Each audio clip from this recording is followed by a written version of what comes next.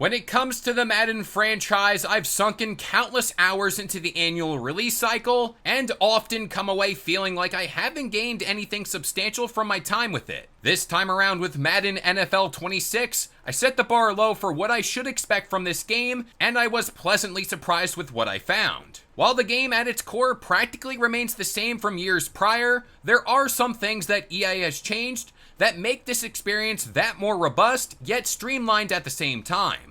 So with all that being said, let's review Madden NFL 26 in this Game Sandwich Review. First and 10. Coming into this year's Madden, all I really wanted was to feel like I was playing true American football. And this was all because of the hard hits, fluid motions, and weight behind the gameplay that was lacking in prior years. Madden NFL 26 did a great job with just that, making the quickest receivers feel like true burners down the field, while stocky defensive linemen felt like they could maul almost any man standing in front of them. This is what made the gameplay in prior years feel more slowed down and less like true-to-life football. But the position that felt the most refined was the quarterback, with pocket movement feeling more intentional and responsive, and all of your throws requiring the utmost precision without feeling too challenging. I also found that the catching animations felt more true to form, with skinnier wideouts using more finesse to catch a contested ball, compared to the big-bodied receivers who would go up and fight for it. Second and long.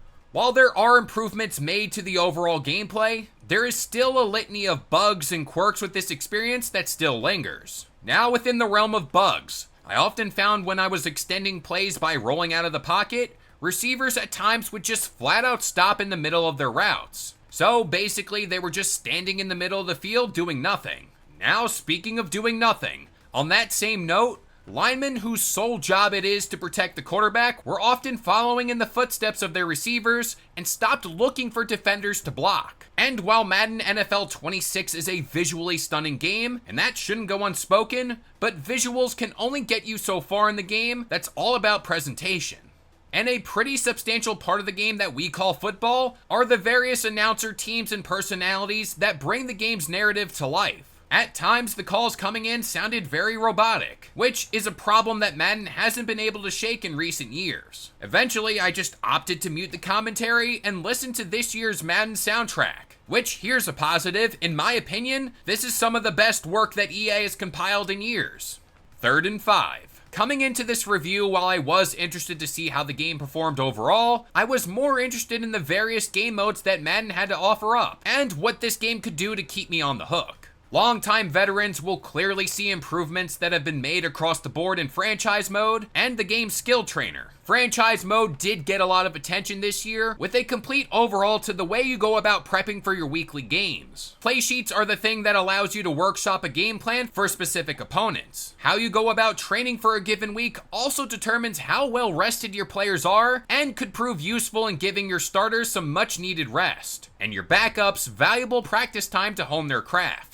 Overall, what Madden NFL 26 did here was make the coaching aspect of Franchise Mode matter and feel that more important, which when talking about the NFL in real life, we all know coaching matters. But according to EA and Madden, coaching is the only thing that should matter to you. This is due in part to the fact that coaching is the only option available to the player within Franchise Mode. Now in prior years, players had the choice to be an owner, coach, or player, which makes the removal of this feature even that more of a head scratcher. With that being said, you can still pose as a general manager, which entails very surface level things, like signing players or making trades. Now speaking to the removal of being an owner, you can no longer control the stadium your team plays in, with aspects like setting ticket prices, updating facilities, and merchandise pricing all gone from the game. I do feel like Madden NFL 26 has removed some very immersive components to the franchise mode that people at the end of the day did end up playing with.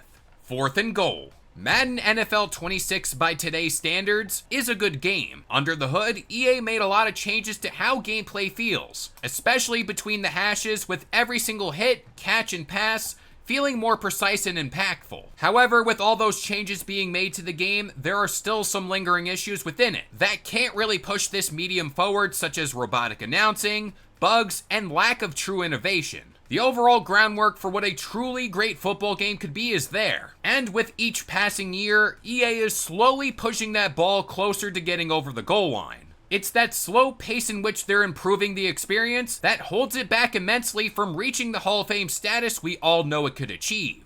And with all that being said, Game Sandwich would like to give Madden NFL 26 a 6 out of 10. If you happen to enjoy today's review or want more gaming content just like this, keep it locked to Game Sandwich for all your gaming news, rumors, and reviews. I've been K-Lo, and we'll see you guys next time.